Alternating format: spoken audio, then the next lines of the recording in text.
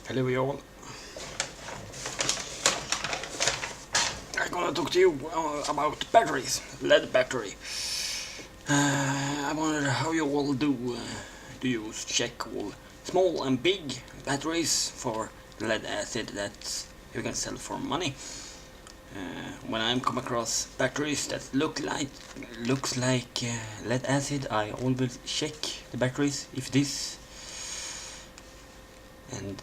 lead acid batteries, I do put them in my collection. I store them by having a closed box. I've used an old freezer for it that I did take apart a while ago and put it in because I don't want it to leak out and damage the environment. And this is the last battery I did come across.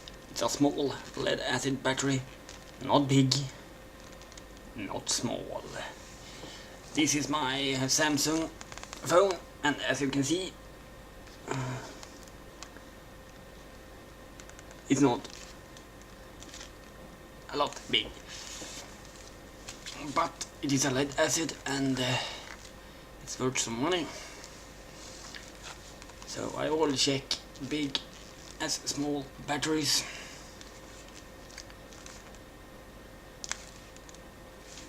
It's the same amount for this small battery as for a car battery because it's lead acid.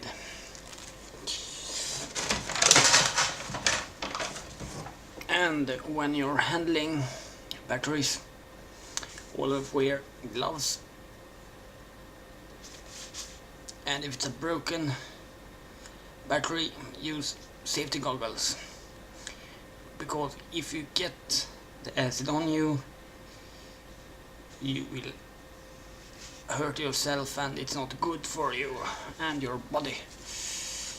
Just a small short video on how you do. Comment, rate and subscribe.